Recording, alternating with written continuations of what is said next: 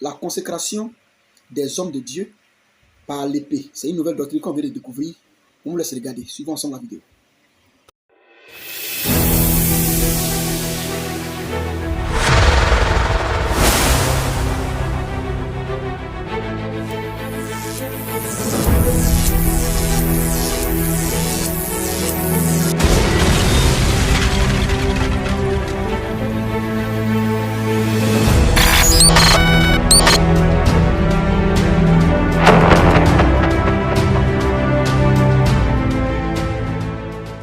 De l'ouest to this house, dans ce to lieu, this place, cet endroit, and experience the power of God. et expérimente la puissance de Dieu. Bishop Ouattara, Évêque Ouattara, in the name of the au Father, nom du Père, of the Son, du Fils and of the Holy et du Ghost, Saint-Esprit, receive reçois a weapon.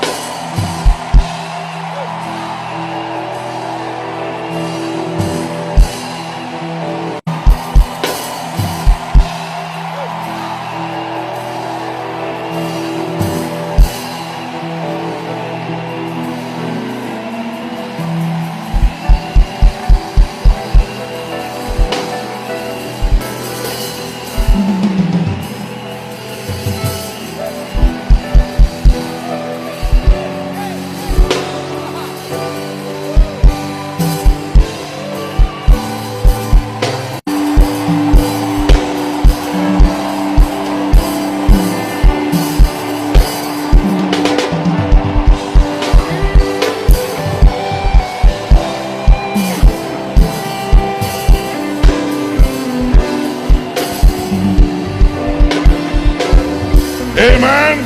Amen. Please be seated. Veuillez vous asseoir.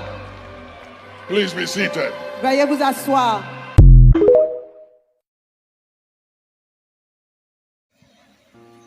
C'est donc cette nouvelle doctrine qui vient d'être sur les réseaux sociaux et partout, même souvent dans les églises.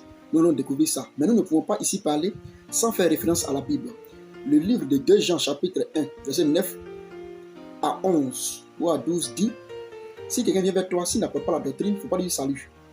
Et nous sommes chrétiens, nous devons savoir que ce que ton âme mange là, ça doit être plongé dans la Bible. Alors on va plonger tout ceci dans la Bible. Il y a certaines personnes qui disent que ces actes sont des actes prophétiques. C'est-à-dire prendre l'épée, mettre ça sur le cou d'un homme ou bien remettre l'épée à un homme de Dieu pour le oindre ou bien pour le consacrer. Les gens disent que ce sont des actes prophétiques. On va donc entrer dans l'écriture. Plusieurs personnes ont des arguments, d'autres ont des arguments pour dire que David a utilisé de l'épée. Je ne sais pas si les gens font attention. Ce n'est pas parce qu'ils ont écrit épée dans la Bible que l'épée est utilisable pour consacrer quelqu'un. Ce n'est pas parce que quelqu'un y a utilisé l'épée dans la Bible là-bas et ce qui veut dire qu'on doit consacrer quelqu'un par l'épée. C'est comme nous savons ça que nous lisons l'épée dans l'Ancien Testament. Le sacerdoce qui a été remis à Aaron à travers Moïse, on n'a jamais vu quelqu'un être consacré avec de l'épée. Mais c'est toujours avec de l'huile qui a été consacré. Des gens ont pris des arguments sur cette histoire de David qui avait pris l'épée. David était combattant. Quand on prend 1 Samuel chapitre 17, après le verset 50 au verset 51, David, là, il était d'abord combattant. David était un peu prophète. Mais étant prophète, il n'a pas pris l'épée pour pouvoir servir. Mais quand il était combattant, il a pris l'épée. Et quand il a gagné Goliath, il a pris l'épée là pour remettre ça, comme on l'appelle dans le temple, donner ça au sacrificateur. Un signe qui aussi présente que le pouvoir qu'ils ont, le message qu'ils vont pouvoir pervertir les gens là, lui, il vient de les arracher. Parce que c'était l'épée qu'il avait et puis il terrorisait tout Israël. Ça a quoi à voir avec les consécrations que vous faites avec l'épée? Nous, on veut savoir. Si ce qui est fait est vrai, donnons-nous les versets de la Bible. Mais ce que nous savons, les arguments que les gens ont pris sur les réseaux sociaux, c'est que il a dit dans Apocalypse chapitre 1, verset 16, que Jésus-Christ, qui s'est révélé à Jean, avait l'épée qui sortait de sa bouche. J'aimerais dire à tous ceux qui lisent le verset, qui relisent le verset. Apocalypse chapitre 1, verset 16. On dit, il a vu un être qui était semblable. Et l'épée sortait de ta bouche. Ce qui sortait, c'était semblable. C'est une vision que Jean a reçue. Et cette vision devait être expliquée. C'est pourquoi lui-même ne comprenait pas. Il cherchait à comprendre. Il dit non, ce n'est pas à toi de comprendre. Il faut écrire, puis il faut garder. Plus tard, ils vont expliquer. C'est une vision, ce n'est pas une vie réelle. Donc, dit ici que Jésus a appris qu'il avait utilisé l'épée dans sa bouche. Non, l'épée symbolise la parole. Selon l'Hébreu, Hébreux chapitre 4, verset 12. On dit que ça symbolise. Ce n'est pas la parole. L'épée, ce n'est pas la parole. C'est pourquoi, depuis que quelqu'un combattait là-bas, il prenait l'épée. L'épée, il prenait ça pour tuer. Il ne prenait pas ça pour pouvoir répondre à quelqu'un. Ou bien il ne prenait pas l'épée pour vérifier les versets bibliques. Non, on ne peut pas les verbes bibliques. Donc quand vous dites que l'épée, ça symbolise la parole. Et c'est pourquoi vous prenez ça, vous mettez ça sur les gens. Jésus, après le Christ, a dit que l'Esprit Saint va venir conduire dans toute la vérité. Il va oindre. Lui-même qui a dit dans Ésaïe 61 et dans le livre de Luc, chapitre 4, avec verset 18, si je ne me trompe pas, où il a dit, l'Esprit de Dieu est sur lui, il a été oint. Il a été oint avec quelle épée? Lui-même l'a oint les apôtres avec quelle épée? Quand l'Esprit Saint est descendu là, c'est ceux qui ont oint l'épée. Quand les gens demandaient, quand Judas est parti, et puis les gens cherchaient à remettre quelqu'un à côté, qui était Matthias. Est-ce qu'ils ont pris, quand ils ont tiré au sort, pour prendre Barabbas et Matthias là, ils ont pris épée pour moi sur quelqu'un? Non, ça n'a rien à voir. Pour certaines personnes, comme on parle de l'épée, on dit épée nette, comme épée est écrit dans la Bible nette, ils vont prendre un verset, ils vont dire voilà l'épée. Non. Éphésiens chapitre 6, verset 12 à 17.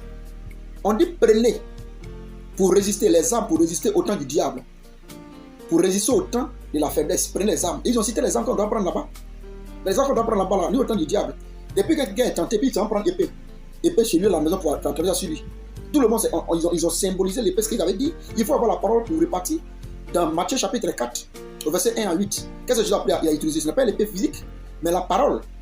D'où l'épée, c'est la parole. Donc, pour résister au diable, il faut avoir l'épée qui est donc la parole. Ce n'est pas l'épée physique qu'on vend. Ce n'est pas ça. Et c'est du faux complètement. On ne peut pas prendre ces arguments. C'est une autre manière d'investir des gens pour les mettre dans des côtés de franc-maçonnerie, dans des adeptes, dans des trucs de franc-maçonnerie. Nous le disons fort, parce que ce n'est pas de Dieu. On n'a pas encore vu un verset. Il n'y en a pas de verset. Remarquez bien, pour pouvoir détruire Jésus après le Christ, quand Judas est venu, dans Matthieu 26, 27, après le verset 47 à 56, c'est Judas qui est venu avec des hommes armés d'épée.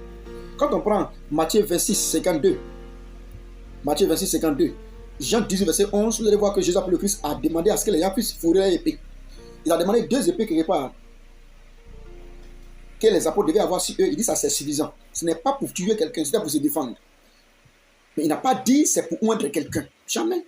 Il dit celui qui utilise l'épée mourra par l'épée. Et toi tu vas venir prendre l'épée physique ici pour dire à quelqu'un que... Et puis l'onction qui est derrière ça, c'est quel genre d'onction? Il a dit que c'est prophétique. Et que ce qui s'est passé hier doit être plus fort aujourd'hui. Mais la parole dit on doit se tenir la parole. On doit avoir un exemple. Ce qui est hier aujourd'hui. Depuis la loi sacerdotale, lévitique, qui a été oint par épée?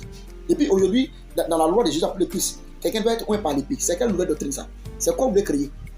Quelqu'un nous disait hier qu'il y a même des consécrations de sang. C'est-à-dire qu'on met sang sur des gens. Sang physique, on met ça sur toi, puis on te consacre. Où c'est écrit? C'est quel verset qui nous dit? Dans cette histoire des prophétiques, Jésus après le Christ, il est le prophétique. D'où la parole, il est le prophétique. Mais depuis quand il a pris l'épée pour consacrer quelqu'un, on parle de consécration, ordination. Tu prends l'épée, puis tu mets l'épée avec les 1,30. Ça, ce n'est pas de Dieu. Ouvrez les yeux un peu. Hein? Ouvrez les yeux. Regardez l'épée que les gens prennent. Il y a différentes sortes d'épées, mais regardez l'épée que les gens prennent ici pour ordonner. Regardez très bien les manches. Et puis tapez sur le net, tapez sur les réseaux sociaux, ou bien tapez sur Google, vous allez voir les épées maçonniques. C'est la même chose. Regardez très bien l'épée qui passe là. Vous allez voir que c'est même épée maçonnique, c'est même rien n'a changé. Mais ça a quoi avoir? Est-ce que les maçons utilisent à quoi avoir pour ordonner quelqu'un? Tu es devenu militaire maintenant. Vous voyez l'image qui passe là? L'image qui est en train de passer là. C'est le monsieur qui a l'épée là. Il y a un monsieur qui a l'épée, un monsieur qui tend la monsieur là. Ce monsieur a été aussi oint par l'épée. Il a été ordonné par l'épée. Depuis le vendredi passé, il a compris que ce n'est pas vrai. Il a fait une liste même sur son page Facebook pour dire que ceci n'est pas juste. Ce n'est pas juste. Il a ramené l'épée que son père spirituel, soi-disant spirituel, lui a envoyé. L'apôtre, vous pouvez taper l'apôtre Josia Selman. Il a décidé de ramener l'épée d'un certain archevêque du Cannes au Ghana. Il a ramené son épée. Une fois que c'était des conneries. Tu vas accepter l'épée, c'est écrit. Nous ne sommes pas contre quelqu'un. Mais il faut que les gens viennent vers vous pour montrer la vérité. Prenez le temps d'accepter cette vérité-là. Que Dieu soit avec vous.